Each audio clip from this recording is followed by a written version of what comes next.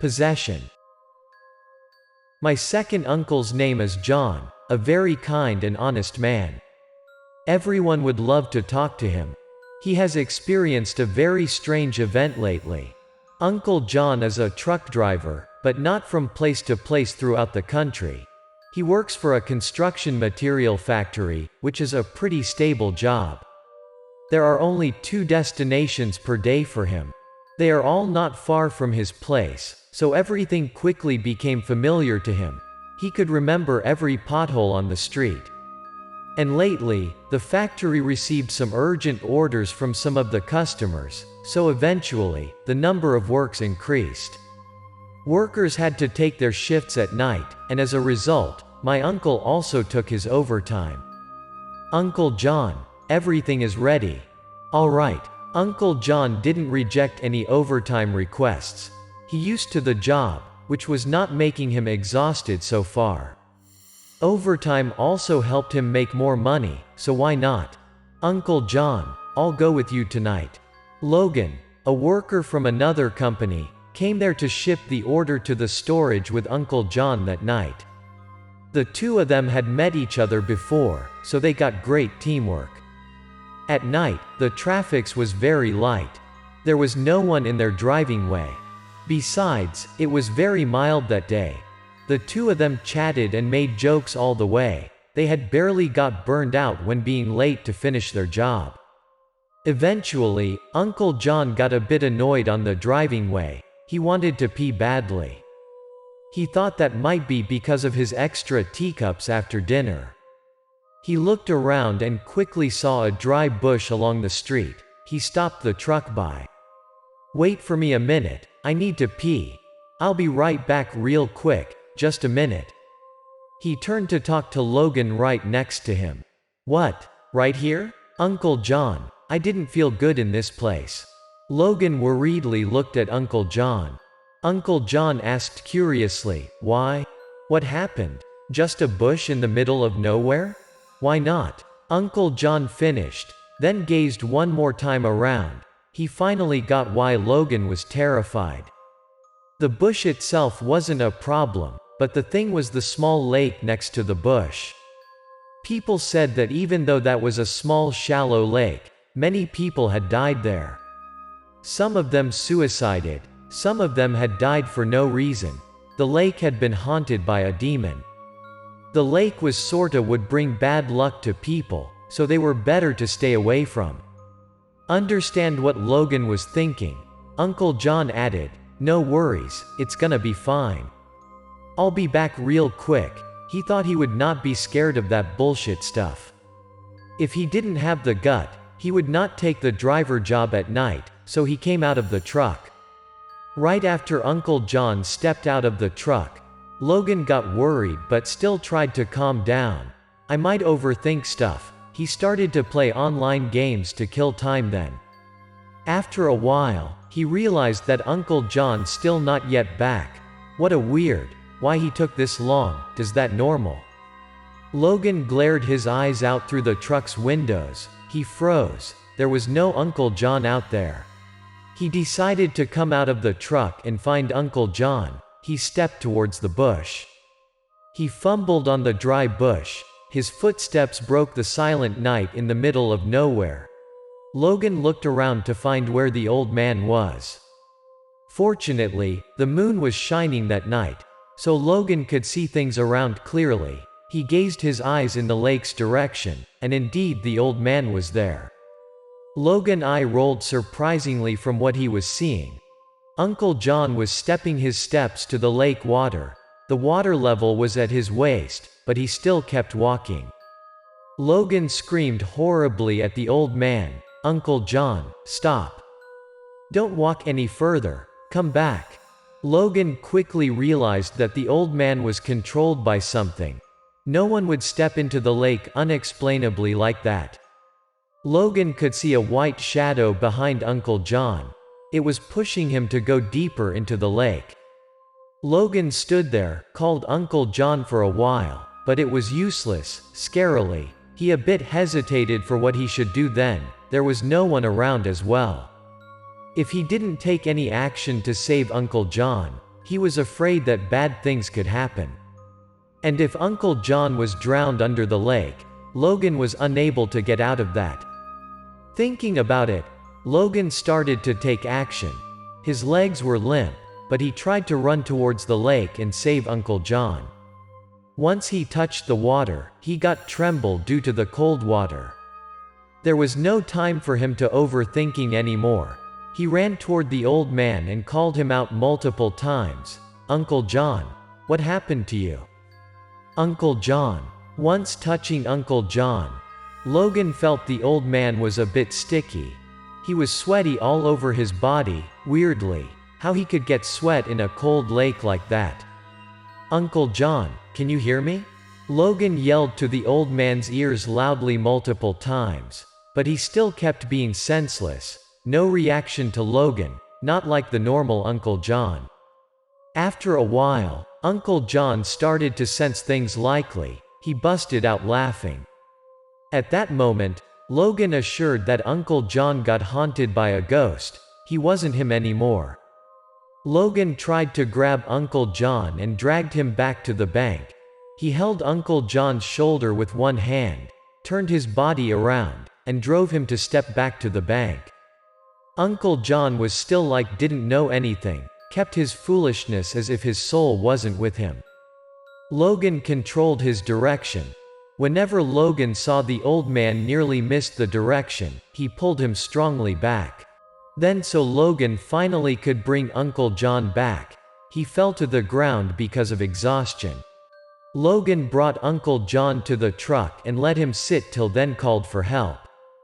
The factory's owner sent people there, and they came in no time. Uncle John had been sent home then. After he backed home, Uncle John's status didn't improve much. Right after he got home, he was passed out in bed and kept sweaty. Every time he woke up, he yelled at his family and asked for water. "Water, I need water, bring me water." After drinking water, he fell asleep again. His wake up and fell asleep loop just kept like that countless times, so his wife could not stay till.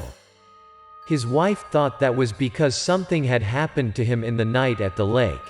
She asked her son to go invite a shaman. "Son, come to invite Shaman Matthew to help your father."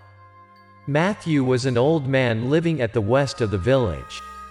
He was well known for his spiritual abilities in the village.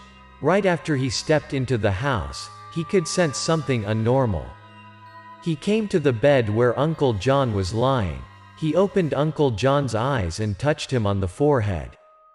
"How long has he been like this?" the shaman asked. "Shaman, my husband got this from yesterday. He was asleep a while then awake and yelled to ask for water." The wife told the shaman. She kept crying worriedly and told the shaman, "He doesn't get flu or any scratches, but he's in unconsciousness currently." Shaman Matthew gave her a light smile after hearing all of those and comforted her. "No worries, this would be easy to take care of. You gotta listen to me." Shaman Matthew asked the son to go to the market and buy a big rooster. The son quickly went to the market and bought a big rooster at his request. Shaman Matthew gave the rooster a cut and poured blood into a small bowl.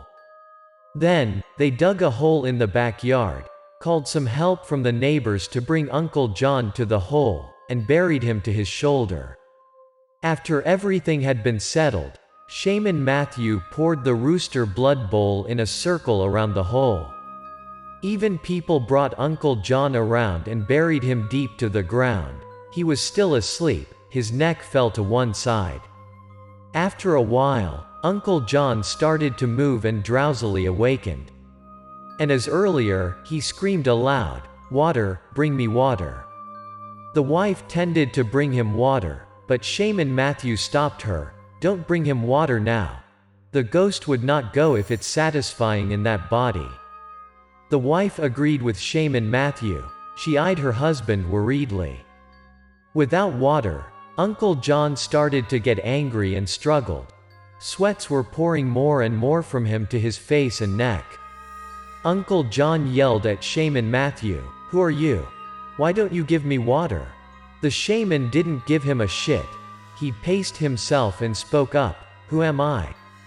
You will see who I am real quick. If you don't leave this body, I'll give you the most miserable life later on." Uncle John faced up terribly. He smirked at the shaman. "You think your little tricks would work on me? Let's see, what could you do?" Shaman Matthew didn't reply. He brought a bag out. He suddenly tossed something from the bag to Uncle John's face. That was sticky rice. I heard that sticky rice uses for ghost expelling. Uncle John's sweaty face was sticking by those sticky rice shortly. Uncle John got reacted, his face turned red, and he yelled horribly. Uncle John kept yelling and struggling, but he was unable to move an inch. His body had been buried on the ground, so all he could do were yelling and shook his head crazily. After a few moments of screaming, Uncle John's voice was likely to get back to his normal tone. His face turned to normal as well. Shaman Matthew could read the scene. He turned to the wife. "All right, all good now, the ghost has gone." After then, the three of them dug him out. Right after leaving the hole, the first word Uncle John said was, "I'm 30. Bring me a cup of water." The wife got reluctant and asked the shaman, "What about now? Could I bring him a cup of water?" Shaman Matthew smiled. "Currently, it's fine to give him a cup of water. He was very sweaty earlier. Thirsty is normal, no problem now." Hearing those words, the wife could bring him water comfortably. The following day, when Uncle John woke up, his wife had told him, "Do you remember what happened yesterday? You were haunted by a ghost." But Uncle John shook his head and was unable to remember. "I have no ideas what happened yesterday. I just recalled I drove the truck last night as usual." He said, "Then I came out to pee, then I heard someone called my name." "What happened?" "Logan. I thought that was Logan calling me, who was tagging along with me. Then I turned back, and I saw a sweaty, floated body man ran towards me. Ah, that seems was not human, I think. I just remembered that, and I unable to remember what happened next."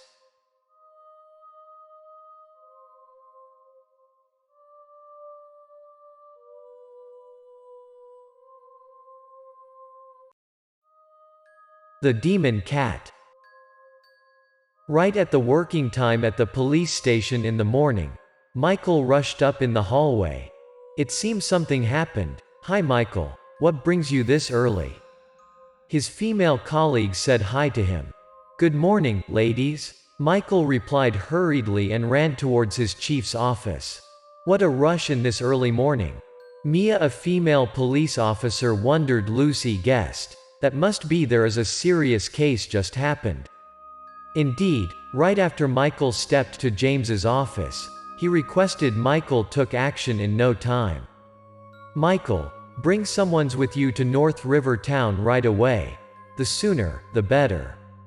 Michael received an urgent request to come to the office, so he had rushed to the office. He was also curious what happened to be that urgency. "What happened, Chief?" James briefly explained the case at North River Town. "There is a report from the villagers at North River Town. Lately, there are lots of children go missing. There were some of the villagers got severe injuries because of being bitten." "There is a wild beast in the town?" Michael asked to confirm. "There must have been a wild beast to bite the villagers. Regarding the missing children, that must have been a kidnapper around," Michael suspected. "There is no wild beast or dangerous animal. The villagers suspected the culprit as an old lady, a dead old lady who had been come back to life and turned to be a demon," the chief said. Even though Michael had experienced multiple weird cases before, he has never heard anything like that. How a dead lady came back to life and became a demon?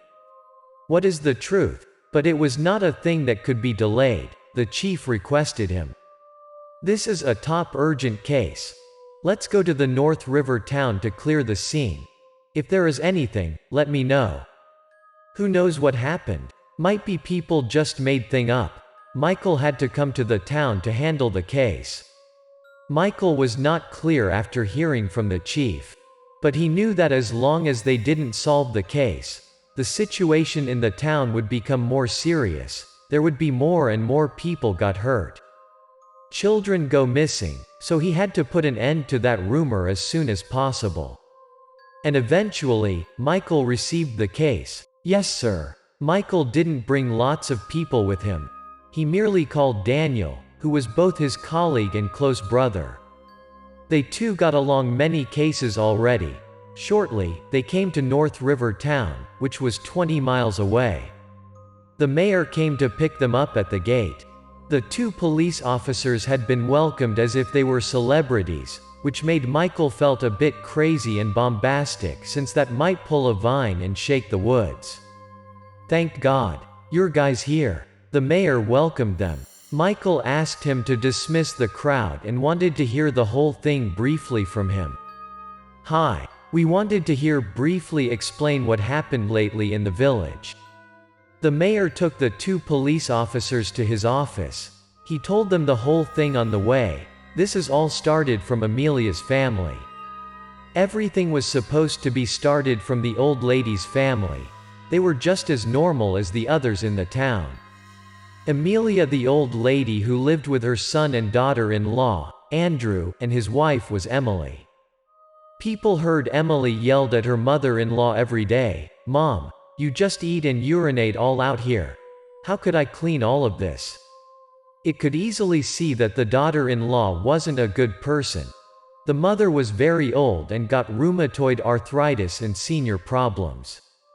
Sometimes the old lady was unable to control her body and urinated right in her room. Emily was the one who had to clean the house, so she got irritated and yelled at her loudly. "Do you know how many times you did this today? Oh my God, how could I stay in this house? You're old and nearly die. You gotta think for us, Mom." The daughter-in-law kept grumbling and scolding her from time to time, but the old mother kept her quiet. Amelia knew that she was a burden to her family, so she kept her silence and put up with it. She also didn't want to live like that anymore. The only thing that helped her feel better was her cat Bella. She had fed the cat for more than 10 years. Every time she felt bad, she hugged her cat tightly and quietly came back to her room for hours.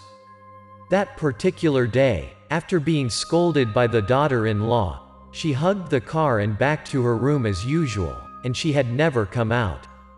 At dinner time, she didn't come out. Andrew had backed from his work, didn't see her at the dinner table. He went to her room to check on her.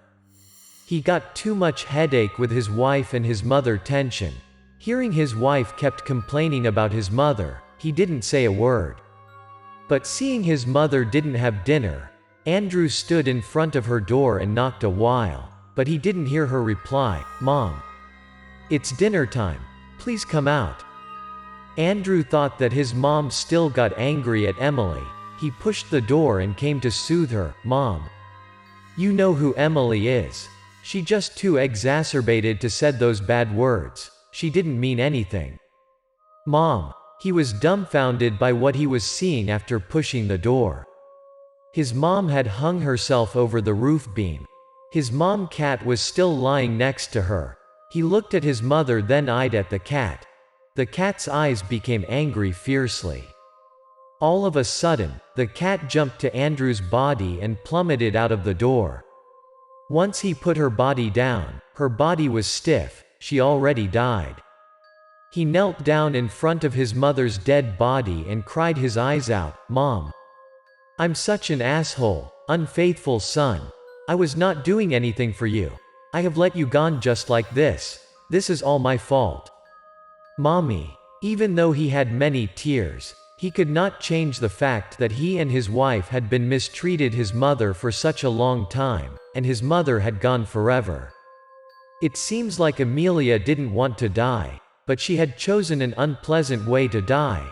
She kept her eyes wide open. She was dead eyes open. Andrew and Emily prepared for her funeral. Before the coffin's delivery, the mother's body was still put in the house. Then Emily came out to get firewood for cooking. She suddenly screamed aloud when looking at the firewood loads. Hearing his wife scream, Andrew ran outside to check out. Why the heck Bella died here? Did it eat rat poison? His mom's cat had died there. No one knew why did it die there. Andrew and his wife thought Bella had eaten poison coincidentally and died there at the firewood loads. Then the two of them heard some knock sounds in the house. Emily startled and turned back. What is happening?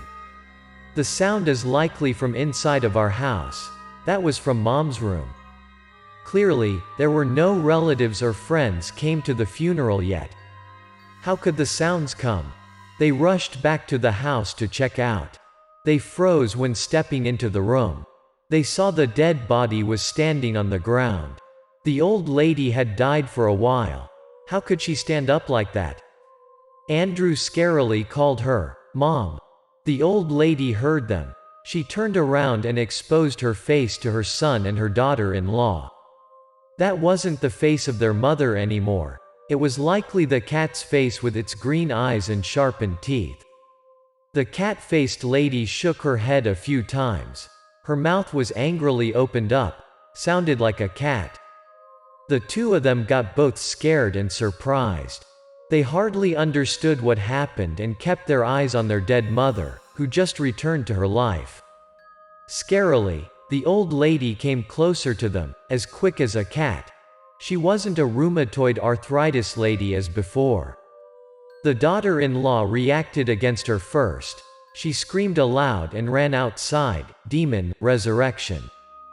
Demon cat. Andrew took a bit slower to react. He stood there frozen from when he saw his mother revived, shockingly. Once he could pull himself together, everything seems too late for him. The demon cat was standing right in front of him. The demon cat used its sharpened claws to grab the unfaithful son. The claws went through his face. He shed blood, painfully and surprisingly.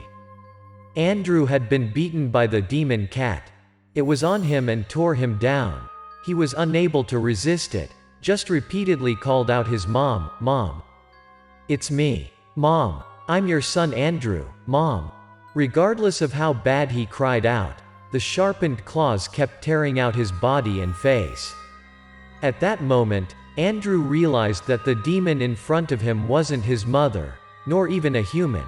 To be more exact, that was a demon, an old angry cat. Regarding the daughter-in-law, she ran for her life to the gate and yelled out for help at night. She ran towards her neighbor Uncle Samuel next door and tried to knock on the door with her bare hands. "Open. Open the door." The neighbor opened the door and saw Emily was pale, stuttering. Demon cat. Uncle Samuel got used to thrilling stories about corpse revival, but he had never seen by his own eyes. Besides, the daughter-in-law was too scared to make it clear. The neighbor decided to call out some more people. They brought sticks to the next door to check out what happened. Right after they entered the yard, they saw lots of tints of blood on the ground. Why on earth those tints of blood are scattering all over the ground? They had been bewildered and got scared of it. The tints of blood were scattering from the front yard all the way to the house. Uncle Samuel was a brave man. He asked a young man to guard the door, then he and another one came in. "You stand here to guard, let the two of us come in." Right after stepping into the room, they sensed the terrible smell of blood. There was a dead body on the floor. That was Andrew's body. The two of them came closer to see it clearly and nearly got vomited when confirming that was Andrew's dead body. Andrew's face got lots of scratches from the sharpened claws and still bleeding, and the most frightening thing was his all internal organs had been dug out, nothing left. The two of them then heard a loud scream outside. They ran out and asked the door guard, "What happened?" Jacob, the guard at the gate, gazed at the roof. "Look, what on earth is that?" They all looked at the roof. An old lady was squatting on the roof. She bore a cat face, and her teeth were grinning filthy, growling angrily. Hearing the sounds and seeing there were people, the demon cat jumped from roof to roof and disappeared in the dark of the night. So, the son had died. The daughter-in-law was too scared of what she had experienced. The old lady had been brought back to life and turned to be a demon. The story about her family had been spreading around the town, and since then there were a bunch of unexpected events happened at North River Town. Some families got stolen. They lost animals such as chickens, ducks, cats, dogs, and even their children. Villagers thought that was all because of the cat demon. "Oh my God, my kid went missing as well." The mayor said that his child went missing. He had to report to the police. Hopefully, they could help to find all of the missing kids. After hearing the whole thing, Michael decided to stay overnight in the town to investigate. He told the mayor, "We're gonna stay here the next 2 days to investigate and we'll give you the answer for all of this soon." "Oh, that sounds good." Seeing the 2 police officers was determined in the case, the mayor gave a relief sign. He brought them to a guest room nearby his office. Michael and Daniel discussed the case carefully. The 2 would wait to take action at night. They searched everywhere in the town to chase the demon cat out. They wanted to see if the demon cat was real or just in people's rumor. They had roamed around the town 2 days in a row but found nothing. On the 3rd night, at midnight, Michael was taking his patrol around the town and hoped he could find a lead. He didn't find anything like the other day, so he tended to get back to the guest house. But out of the blue, he saw one of the gates was lightly opening. A masked man came out of that house with a big bag on his shoulder. The masked man looked suspicious and walked towards the town's entrance. "Hey, stop there. What are you doing?" Michael walked right after the masked man and yelled at him. The masked man got caught, so he tended to put the bag behind and ran off, but Michael could not go easy on him. He gave the masked man a double kick so that he fell to the ground. Michael held the masked man 2 hands behind the back, then used his belt to tie the masked man up. "Police. Tell me, what are you doing?" After tying the masked man, Michael came and opened the bag. There was a kid inside. Michael came to the house and gave the kid back to his parents. It turned out that he was a kidnapper. He took advantage of the night when the parents fell in a deep sleep. He sneaked out to the house and took the kids away. Michael took the kidnappers to his place after giving the word to the parents, "Be careful and watch out your child," for their safety. While walking with the kidnapper a few steps, Michael heard of the shooting. He knew that it was his coworker, Daniel, that was absolutely something wrong with him. Michael worried about Daniel's safety. He tied the kidnapper to a big tree nearby and took the gun out, ran towards the shooting sounds.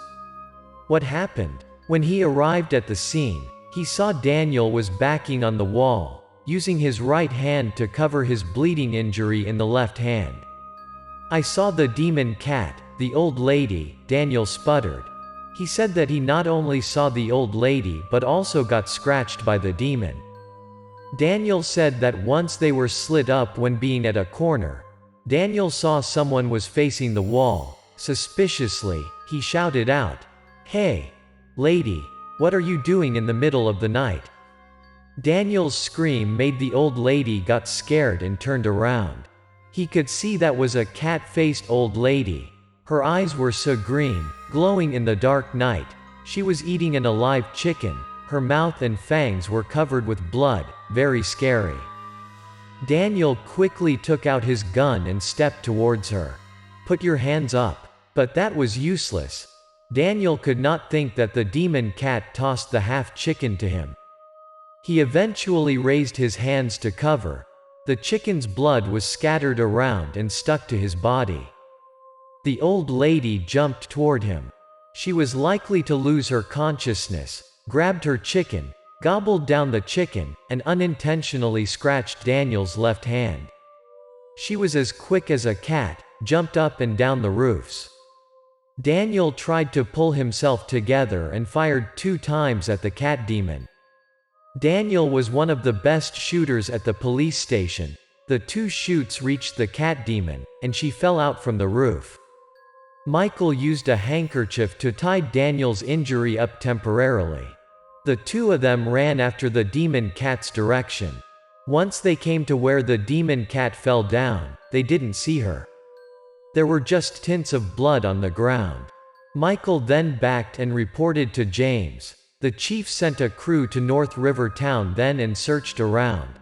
But Amelia, the old lady, was still nowhere to be found. James also sent some more police officers to the town until 3 days later, there was a piece of news: a crew at North had killed a cat-faced lady. The chief asked Michael, and Daniel came with him to verify if that was Amelia, the old lady they had seen at North River Town. "Hello, James," the forensic expert came to welcome them. James, Michael, and Daniel had been taken to the morgue to examine. The expert took off the white cover and told them, "You guys gotta prepare for seeing this."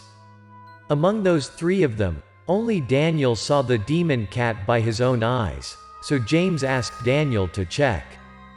"Daniel, come and have a look. There is only you could confirm." Daniel took a deep breath and came closer to the dead body.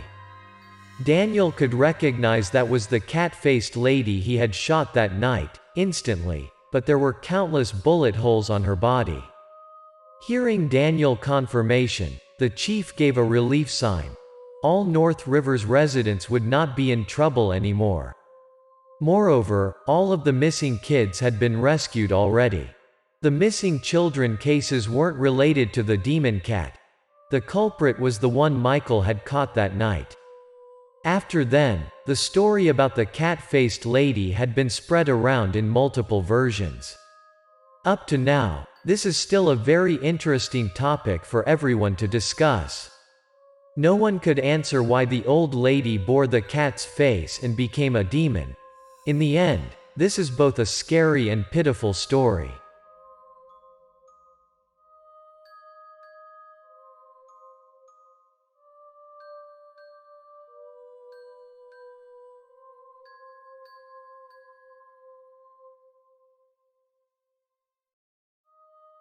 Hallucination. Back in the day, Michael was on his probation at the archives office due to his out of temper when hitting the grandson of an upper manager. Every time he got bored, he tried to read through the old cases to do research. Michael was getting interested in an old opened case for years before. That was a murder case. The victims were 7 people in Miller's family. He wanted to follow the case and investigate it out, so he started from the city psychiatric hospital. Based on the records, all 7 members of the Miller family had died in an evening. The only survivor was a 5-year-old kid. That was 13 years after the case happened. After deducing all the files, Michael figured out the son was living at the city psychiatric hospital, so he started from the hospital. He came with one of his colleagues, Mason. Mason asked Michael, "Michael, why did you get interested in this case and want to reinvestigate it?" "I felt this case is a bit weird, so tragic, and still haven't solved yet, so I wanted to give it a try." Michael had asked Mason to come with him to the hospital since Mason had information about the case. Michael had been on his probation, so he was unable to publish his investigation. Michael and his colleague discussed the case. When hearing that was a 13 years ago case, Mason got a bit discouraged. You said this case hasn't solved yet? That is such a long time since then, you know. This is really hard to reopen and investigate it. That must have been a reason to come to a dead end. The police had tried to investigate, but there was no lead. Mason suspected, this is a bit demonic. The whole family had died, and there was only a 5-year-old kid who could make it survive. How the weird comes. Did the family get punishment from God? The 7 members' deaths weren't recorded clearly in the file. It was so confusing. Michael saw his partner started worrying, so he changed the topic. He asked about the alive kid. Does that kid live at the hospital all those years? After a few times of moving from hospital to hospital, he had ended up here. Mason said that the kid had been moved from hospital to hospital, but his health status wasn't improved. The two of them came to Owen's room. The only survivor was 18 at that time. Michael looked at him through the glass door. The room wasn't big and very simple. Inside the room, behind the curtain, a skinny teenager was standing and looking out with his sad eyes. Mason had come to see Owen a few times before. The two of them stood at the door a while, then pushed and stepped into the room. Mason opened the door and stepped in with a friendly smile on his face. "Hello Owen, you have a visitor." Seeing Michael stepped in, Owen carefully looked at him. At that moment, Michael could see the teenager's face clearly. He was 18 but looked like he was in his 30s, his face was full of worries. After recognizing Mason, Owen gave them a sign to keep silent. "Keep quiet. They're coming to get me, get me."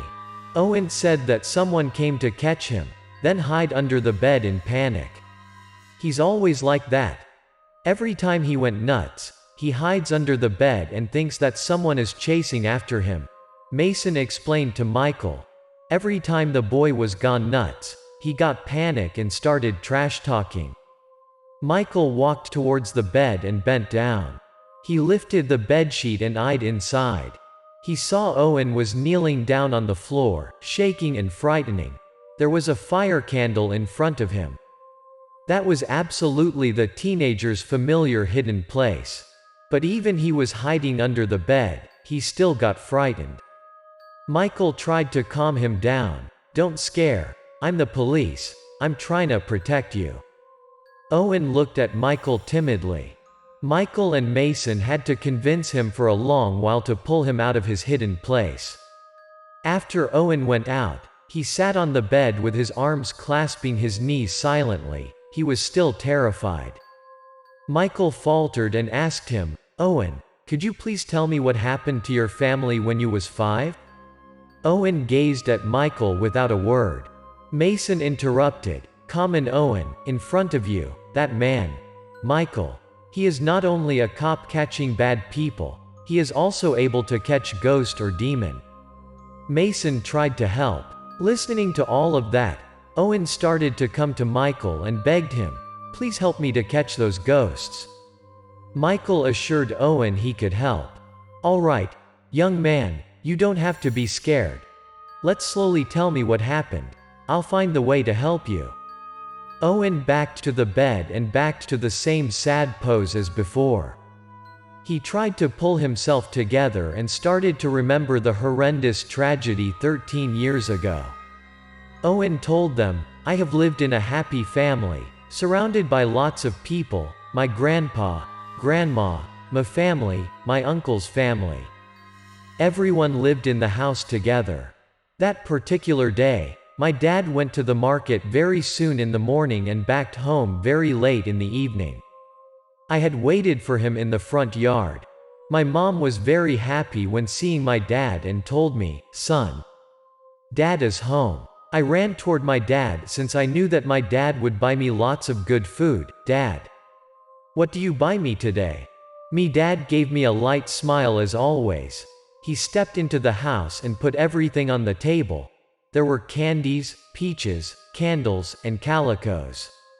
Accepted foods and household stuff. The most interesting to my family was the white candles on the table. My grandma was filled with light when seeing the white candles and talked to my grandpa, 'Old man, this is the wax to light up. Which is everyone talking about?' Oh gosh, I could see it with my own eyes today. It must cost tons of money. At that time, everyone used oil lamps to light up. Candles were very expensive and strange. Very few people used candles at night. My grandma condemned my dad since it was expensive but still happily wanted to try. My grandpa was also delightful and insisted my dad light up those candles. 'Quick, Light those candles up so that everyone could see." My dad fired them up, and those candles had been lighted up shortly in everyone's excitement. Right after the candles were lighted up, the whole house was lighting up. It was a very cozy and warm atmosphere. Our house is really lighting up. "This thing is better than oil lamp." My grandma looked all over the house excitedly and told us. And so, the whole family gathered around those candles. We ate the foods that my dad bought. That was simple but very happy to me. After chatting a while, suddenly, my dad had a headache. Ouch! Why I got a headache? He went to the kitchen to get some water. I gotta have a cup of water. "Oh, my dear, eat slowly, or else you gotta choke of food," my grandpa reminded me. There was no one noticed about my dad's headache. Everyone thought that was normal since my dad had been outside a whole day long. In the middle of that warm and happy atmosphere, the tragedy had begun. I had witnessed with my own eyes. My dad had backed from the kitchen. He held a big knife and cut down my grandpa's head all of a sudden. The knife cut took my grandpa's life right away. I was unable to forget that horrible evening. Blood was everywhere. Everyone was in shock. No one could take a reaction. Everything happened so fast. My grandpa had died in front of us. My grandma was terrified. She screamed aloud and asked my dad, "Oh my God. Son, what wrong with you?" My dad was acting weird. He looked around. I could see he was unconscious through his face. He talked some weird stuff. "Ghost. You are all ghosts, come to harm my family. I have to kill all of you. I gotta kill all of you." He yelled out and plunged into my grandma. My grandma's legs were unable to function like a normal person due to her senior problems, so she could not run nor resisted my dad. She had also got the knife chop. My mom was so scared at that moment, but she tried her best to cradle me and ran out of the house. After chopping my grandma's head, my dad turned to me and my mom, who was trying to run away. He wasn't him anymore. He completely outed of his mind, like he was possessed by a ghost. He held the bloody knife in his hand and stared at us. I was just a little kid back then. I was too scared. All I could think of was held my mom tightly and looked at my dad. I could see there was a ghost behind him clearly by my own eyes. It took my dad's hands. That ghost had controlled him. My dad and the ghost came closer to us. My mom held me tightly and continued to run off. Once we reached the doorsteps, we saw my uncle's family. There were my uncle, his wife, and their little kid. They just got back home. Seeing my mom was frightened and in such a hurry, they asked, "Hey, what happened? Why are you so frightened? Where are you and your son going to?" They saw my mom was covered with blood. They couldn't understand what happened. My mom gasped and replied them, "Run. Run quickly. Your brother is insane." At that time, my dad reached the doorsteps already. My uncle and his wife wanted to ask more, but it was too late. My dad gave my uncle a cut on his neck. My mom continued to hold me tightly and ran toward the gate. Behind us, I could hear my aunt and her little child screaming bitterly. My dad had chopped them off as well. After slaughtering my uncle's family, my dad didn't want to stop there. He ran after my mom and me. My mom was so exhausted then. She just a weak woman. She knew she couldn't make it alive, so she had sacrificed for me. My dad attacked her in the back with the knife. She screamed aloud painfully. She fell to the ground, but she used her one last breath to push me out of the gate. She shouted at me, "Run, as far as you can, honey." And then she closed the door in desperation in front of me. Owen cried his eyes out then. He said that the last time he saw his parents were before the gate was closed. His dad was knife up and tended to kill his mom. Even though that was 13 years ago, but those terrifying memories always made him lashed out in fear. He was just a little kid back then, so he had been obsessed with his horrible past. Ghost, There was a ghost behind all of that, Owen said. At that moment, Michael didn't know what to say to comfort the young man. He spoke up, "It's gonna be fine. I'll help you to catch the ghost." Michael and Mason gave Owen a goodbye and left his room. Mason asked, "Are you gonna catch the ghost for real?" "That is just psychopath, kiddo. How could we find a lead? Furthermore, all of the family had died. How do you investigate this case?" Then Mason convinced Michael to let the case go as is, "Buddy. This case is unable to be solved. You and I better go for some beers." But Michael didn't want to give up on the case, and he was likely to be more determined. "Nope. I'm not gonna give up on this case. I'll start from their house." Michael wanted to go see the Miller family's house. When hearing that, Mason swung his mood. After years, the house became an abandoned house. No one would have a gut to step their foot inside. People said it was a haunted house. "Are you crazy? That house is haunted. No one comes any close to it." After a bunch of attempts to stop Michael, Mason was unable to change his freaky mind. Finally, Mason had to give Michael the Miller family's address. "Okay. Wait a minute, I'll tell you where the haunted house is." The case was stuck on Michael's head. He could not get away from that and wanted to find the truth behind it. He came to the old house. After 13 years, there was indeed no one there. He slashed the spotlight and pushed the door, which was covered by spider webs. The yard had been covered by grass. There was an unpleasant smell of decomposed garbages. Looking at the scene, he was a bit hesitant. He was afraid that would no lead for him in that kind of scene. Since he already got there, Michael decided to step into the house to check out. He put his feet in with his flashlight. The house had been abandoned in years. Garbage was scattered all over the ground. Michael tried to check everything carefully under the dim flashlight. All of a sudden, his flashlight was blinked 2 times, then the light off. He felt weird. He had carefully changed new batteries before heading out. How came it lighted off like that?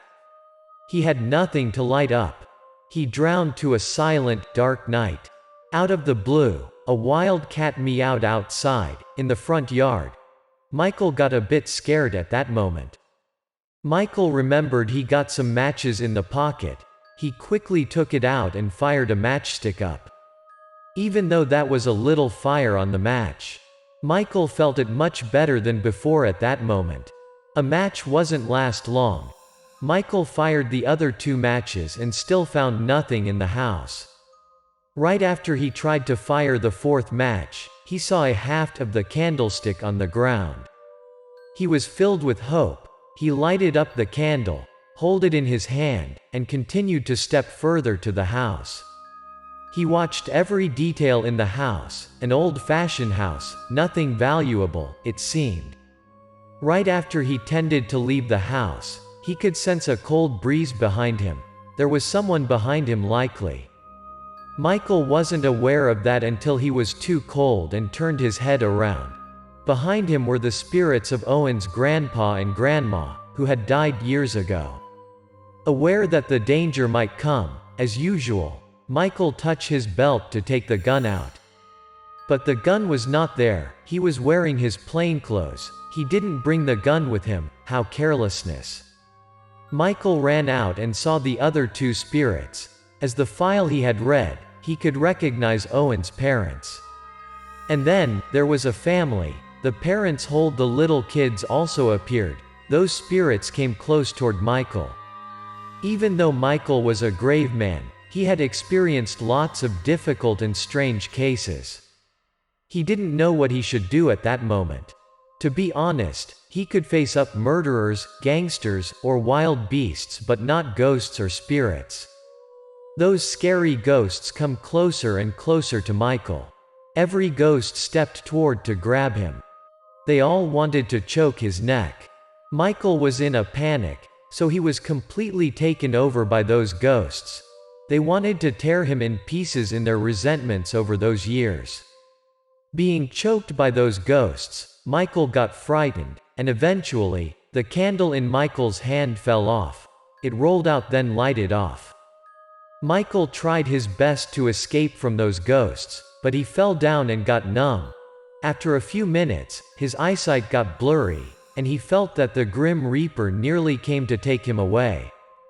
He was unable to stand anymore, he fell off, and his feet unconsciously stepped back. That step back saved him. Fortunately, he stepped back and stepped in a nail. The pain of stepping in a nail helped him sober. The ghosts had disappeared. There was just Michael in the dark and the middle of an abandoned house. Michael tried to pull himself together. He looked around and confirmed that he was still in the house and there was no ghost in the house. Michael limped out of the weird house. He didn't find any leads. Michael had deduced and put everything together. He suspected the white candle. He brought the white candle to 703 Institutes to ask for Professor Williams' help. That was indeed the problem. Hey, Michael, guess what is it inside the candle? There is a very strong hallucinated property inside it, such a surprise. So everything is clear now. The father had breathed in that kind of property. He got headaches at first, and then he got hallucination. He thought everyone in his family was ghosts and murdered all of them. The tragedy had started because of those candles. That was such a shame. After those years, there was no way to find out where those candles from. As a result, there was no way to find who was the culprit for all of that. Thank you, Professor. I am going to go to the hospital. Michael got something on his head and saw the professor off. He came to see Owen. Michael took out the white candle under Owen's bed and assured Owen there would be no more ghosts appear in front of him. Owen surprised. Really, you have caught those ghosts already? Yup, I have caught those ghosts. From now on, they would not come to find you anymore. Owen gave him a happy smile after hearing those words. He barely got excited as a teenager at his age like that before. Could you please tell me more detail about your father went to the market part? Michael asked. Owen said that his father had gone to the market very early. I'm not sure, but I think he left the house from 2 or 3 a.m. He told us that he had to go to the market early so that he could buy the good stuff. Through Owen's words, Michael guessed that the place the father had gone to that day was not a regular market. That must be a black market where had sold the unknown source stuff. Those white candles must be bought there with a great deal. But then those kinds of the market had been banned and cancelled throughout the country. Michael saw Owen off and left his room. He probably would live his normal life later and get away from the hallucinations. Right after stepping out of the room, Michael heard someone calling him, "Michael Officer." A middle-aged man came to see Michael and introduced him as an orphanage's director. "Michael Officer, I have heard about you. I'm an orphanage's director. Could you help me to find a missing kid? This is a very weird case." "All right, I'll take the case," Michael replied, and so he started a new case at the orphanage. What happened next at the orphanage? Stay tuned for our next video.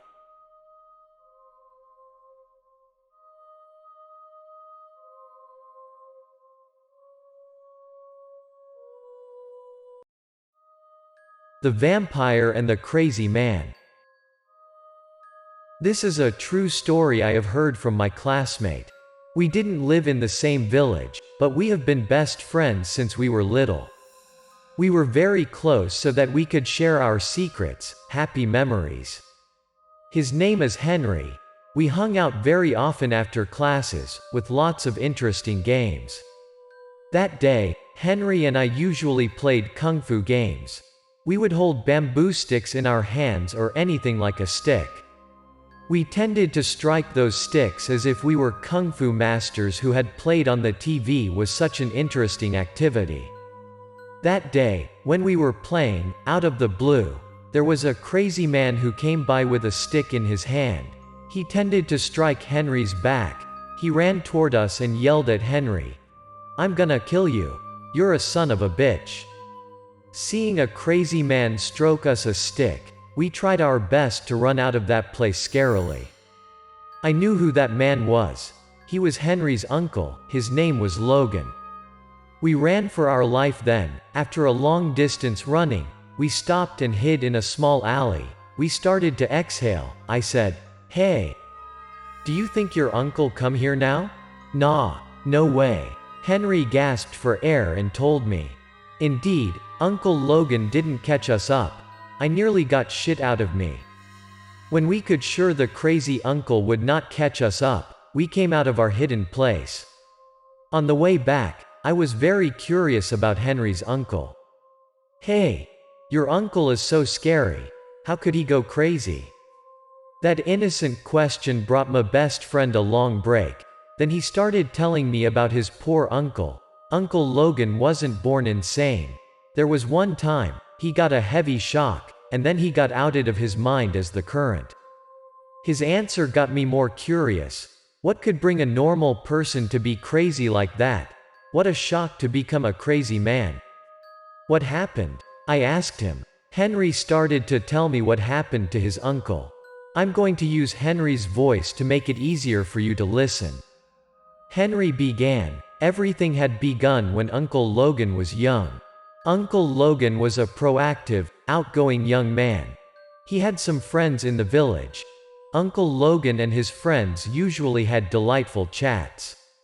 That day, when Uncle Logan and his friends were chatting in the street, they saw Ms. Emma passed by. She was the most beautiful woman in the village. Look. Guys, that's Emma. Every time Emma walked by, she took all of the people's eyes on her. Everyone would freeze in front of her charm. She was a widow. In the village back then, she was an attractive woman. All of the men in the town had a desire to have her. Women in the village didn't like her. They had talked shit about her. There was a rumor that she was such a bitch, seduced all of the men. Uncle Logan back then was a young, healthy teenager with his innocent heart. Every time he saw that pretty girl, he got flushed, and his heart was like missing a beat. To be honest, not only Uncle Logan, every man in the village would be like that in front of her, fell in front of her flawless beauty. They were unable to get their eyes off her even a sec. Emma was 30 at that time. People said that her husband had died young, had no child, and lived independently. Talking a bit about her beauty, she got a fit body, white skin, and full lips. Especially her trimmer waistline and her curvy buttocks, which made every step so vivid that her wiggle butts drove all the men to go crazy and imagined shit on their heads. Once Emma left their place, Uncle Anthony, one of my uncle's friends, started to trash talk about her. "Hey, I heard that Emma and Uncle Jacob are having an affair. Jacob has a wife. How could he? This chick indeed got a gut." Uncle Logan had a crush on Emma, so hearing those trash talks, he was unable to stay still. "Hey, don't listen to that nonsense rumor. That would destroy a woman's honor. You know, that all have been made up." Seeing my uncle didn't believe him, Uncle Anthony had emphasized that he had seen it all. "That was not made up. I'm telling the truth. I have seen they had an affair by my own eyes." But then they had changed the topic shortly, and after a few more chats, they headed home. They set up a place to play cards that night. "Let's meet up tonight at my house to play card." "Alright, what time?" Uncle Logan wasn't addicted to gambling. He didn't want to come, but he wanted to save his face in front of his friends, so he decided to join them. Due to his bad mood that day, Uncle Logan was unable to focus and very unhappy that night. Uncle Logan had lost a few games consecutively. After 9 p.m., he was unable to play cards anymore. "Alright, I'm not gonna play anymore." Uncle Logan tossed all the cards in his hand to the table. At that moment, Uncle Anthony could read Uncle Logan's sad face. That must have been his feelings. Uncle Anthony comforted him. "All right, man, what happened?" Is that because of that Emma chick and Jacob's affair? You're still thinking about that? Don't worry about that. You're much better than that old man. You're young, strong. You got your strength. You're thousands of times better than that 50 years old man. Regarding Emma, she is older than you, but that would not a problem, so chin up. To comforted my uncle, they decided to go for a drink. Common, stop being miserable because of that chick. Let's have some drinks. And so the three friends came to a small wine booth in the village. They ordered wines and snacks, drank, and chatted. But Uncle Anthony hasn't let the sensitive topic go easily. After a few drinks, he started to remind them about Emma. Logan, let me tell you this. Emma is a pretty girl, to be honest. But she does not deserve your love. You don't know how dirty she was. How many men in this village she had slept with. Hearing those trash talks again, Uncle Logan started to be uncomfortable. He spoke up, stop that. You should not talk about her like that. Like what? I didn't blame her anything. She had affairs with tons of men in this village, both young and old. Uncle Logan wasn't able to listen anymore. He was likely to be burned out from the inside. He smashed the table, shut your bad mouth up. And then, they finished an unhappy meal like that. Uncle Logan walked home with his discouragement. Despite how many people bad-mouthed about Emma, Uncle Logan always protected her. He didn't believe them. He thought that people had envied her beauty, so they spread bad rumors about her. Those men just bad-mouthed her because they weren't able to have her. While he drowned in his thoughts on his way home, he saw a man was walking in front of him. That was Uncle Jacob. Where was he heading to that late? Uncle Logan wondered. Jacob didn't make his way home but another way. Wasn't Emma's home direction the woman he had a crush on? And then Uncle Logan decided to follow him to find out the truth about what happened between the old man Jacob and Emma. Uncle Logan silently came after Jacob to Emma's house. He stood at the wall corner and peeked at them. He indeed was unable to accept what happened in front of him. Emma came to get the door. They indeed had a date. Seeing the two of them hugging each other, came into the house and closed the door. Uncle Logan was very angry. The image of the goddess Emma was falling apart. She became a cheap woman as a prostitute at that time. But Uncle Logan didn't stop there. He brought a heavy heart and unable to release the inside waves of anger. He wanted to check what they were going to do next, so he climbed through the wall and jumped to the yard.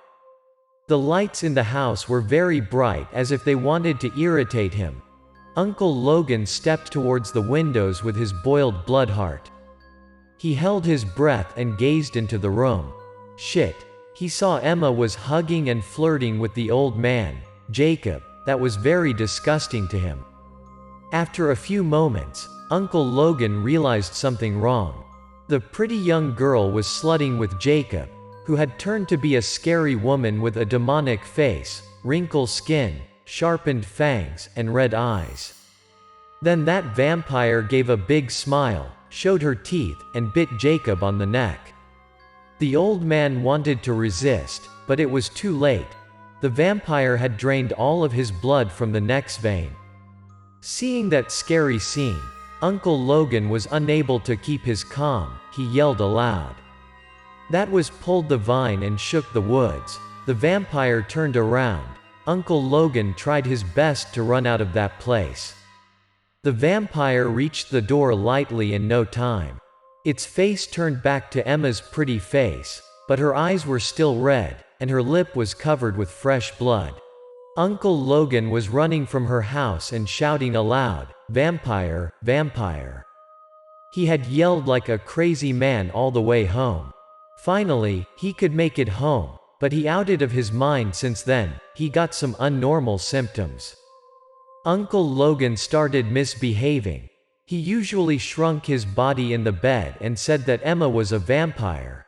He was so scared and repeatedly mumbled those words. But who could believe all of those? Uncle Logan's parents didn't believe him either. Everyone supposed that he was overdrinking and trash-talking. Since then, Uncle Logan was unable to come back to normal. He kept mumbling and went nuts all the time. My family have worried sick and brought him to some hospitals to give him proper treatment. The doctor had concluded that he had been too frightened and gone nuts. After years of treatment, he didn't get any improvement.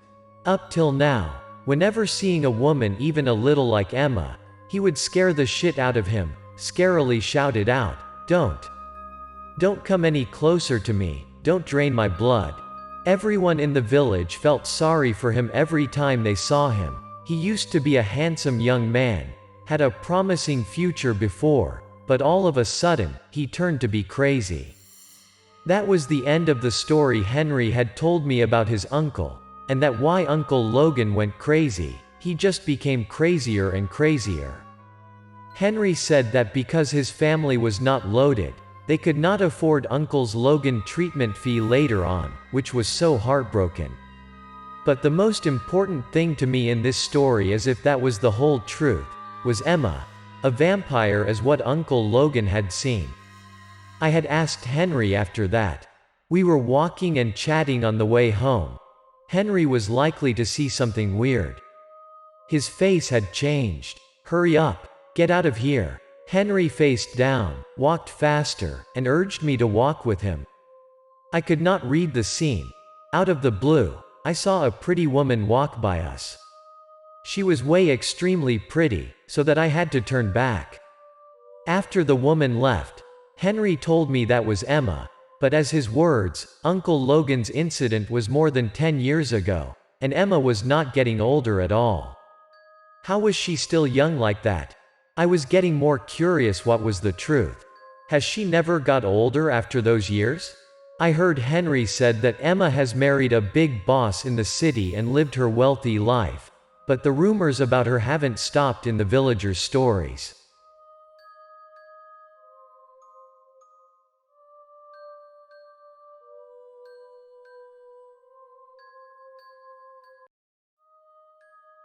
The demonic dragon.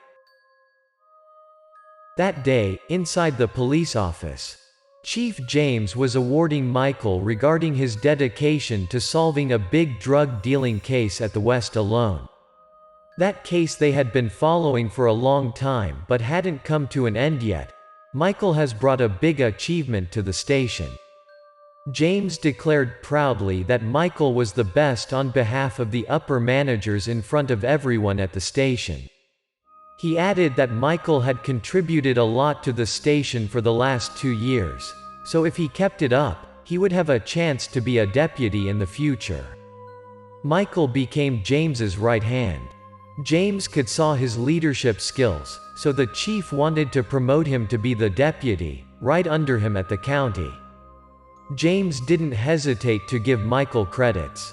He was very positive about Michael's future. Michael was young, but he was bold, courageous, and worked cleverly. He was also humble and well-behaved to everyone, especially, he had never been self-righteous. "Michael, keep it up.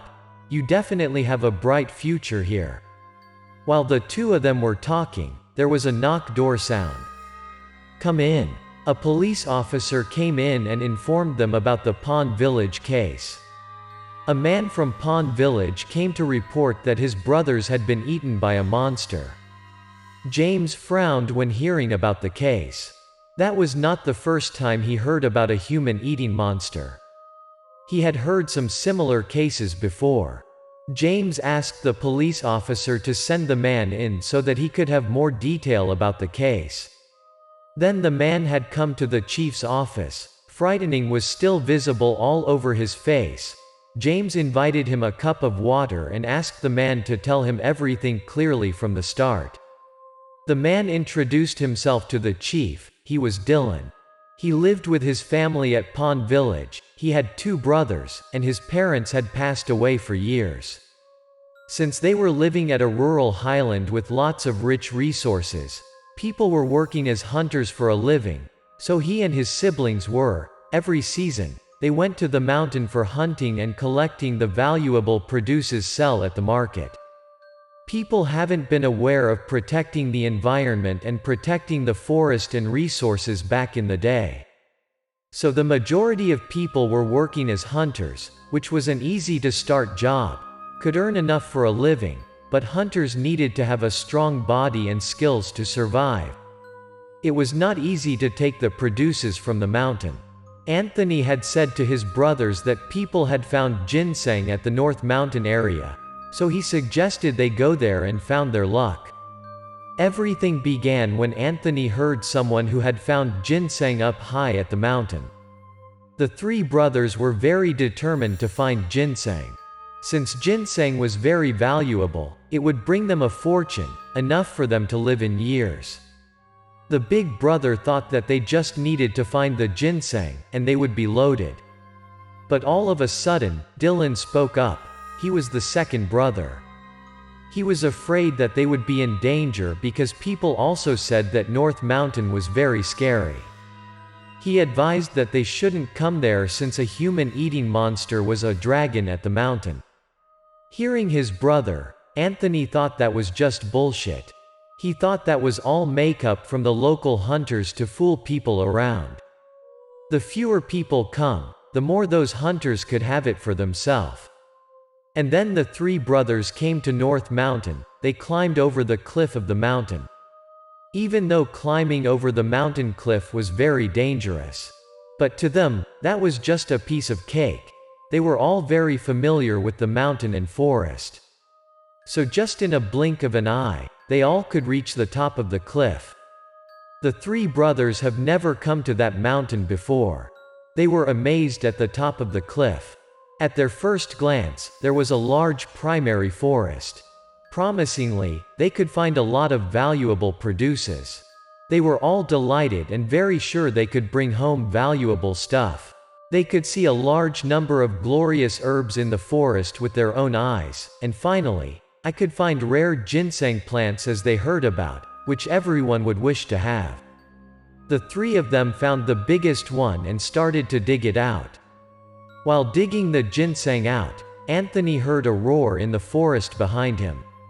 And not just Anthony, his brothers, Dylan and Andrew were also hearing of the roar. They turned back and looked towards the forest. They felt that the roar was coming closer and closer to them. The big brother got a quick eye. He was the first one, saw something coming out of the wood. When seeing it clearly, he told his brothers with his shaken voice that he saw a dragon, the demonic dragon. A few moments later, a giant dragon-like animal flew toward them from the forest. At that moment, they let the rare ginseng out of their mind. They ran for their life, but the demonic dragon was too quick. It came to their place just in a second. The three of them tried to fight back the demonic dragon. The monster was like a tornado. It grabbed Andrew as if he was its small prey.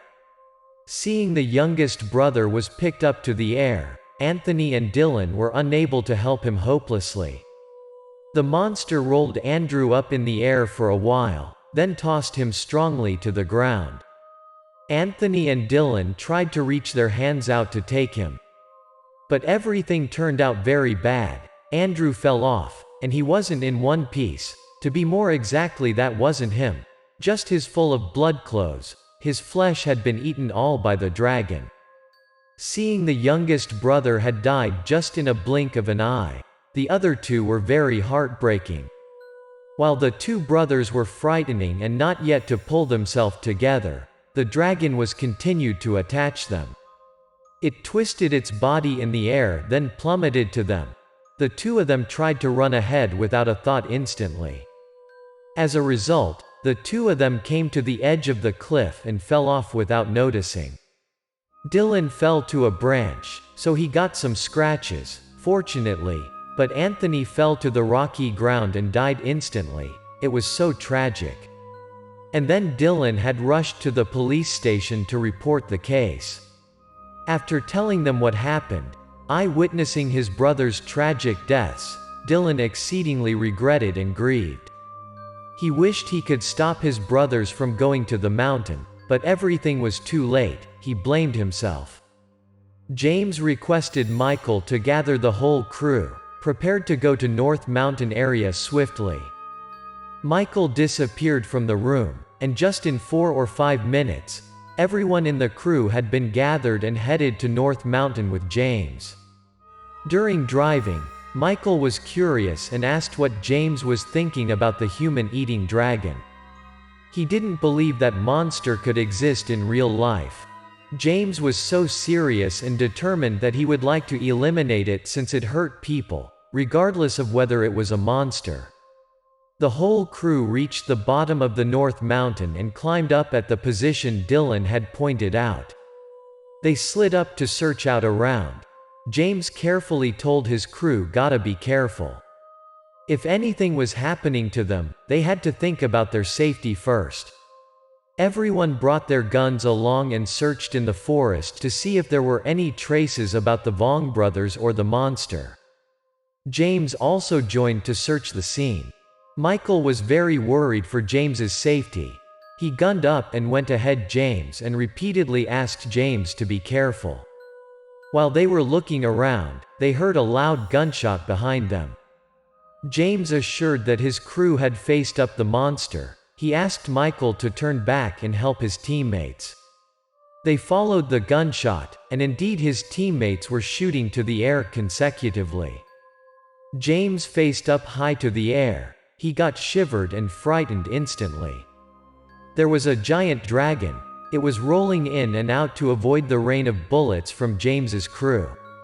In the middle of the rain of gunshots like that, even that was a giant creature. Its body got lots of wounds and split up to pieces. But the most surprising was its body had been healing right after then. Every piece could be rejoined to be a united body as before. It plummeted to young police. Just in a blink of an eye, the young police officer felt hurt in his hand. He eyed down. His whole arm had been swallowed by the dragon. James saw all of that. His eyes turned red. He angrily gunned up to the dragon and came closer to it to back the young man up. He asked one of his teammates to bring the injured police to the hospital and reminded everyone had to be careful. James was a brave and careful chief. At that time, the crew realized that the demonic dragon acted weird every time they shot at it. Some things were falling off the dragon. Come to look closer, those were grasshoppers as big as a palm. James realized it wasn't a dragon. It's a rare blood grasshopper. It was a kind of insect, drinking human blood and eating human and animal alive, both flesh and bone.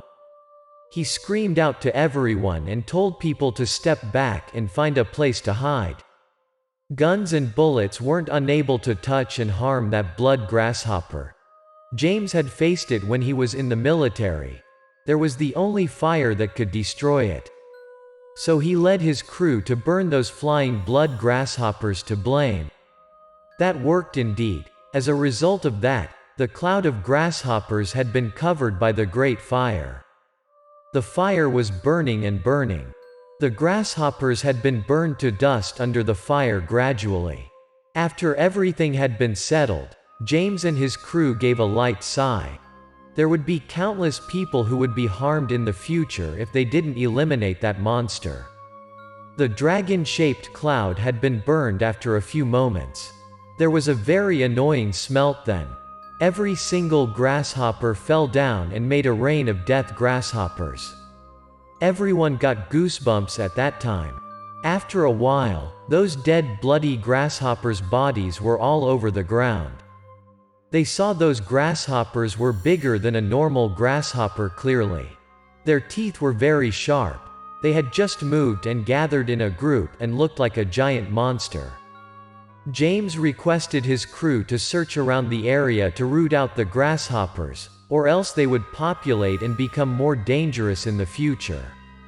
He requested to establish a barbed wire around North Mountain area so that those grasshoppers would not come out and harm people or their crops. Up to then, the rumor about the monster at North Mountain had been cleared out. And that was all thanks to James' chief. Back to the police station, Michael sent the case file to the upper managers. James asked after the injured teammates earlier. Michael reported that there was just a young man who had lost his arm, and there was no one in a severe injury. James was very sorry for that incident. He didn't want his subordinates to get in any wounds. James asked Michael to take good care of and award the injured teammate for what he had been through. James sealed the case, and the human beating monster at North Mountains ended.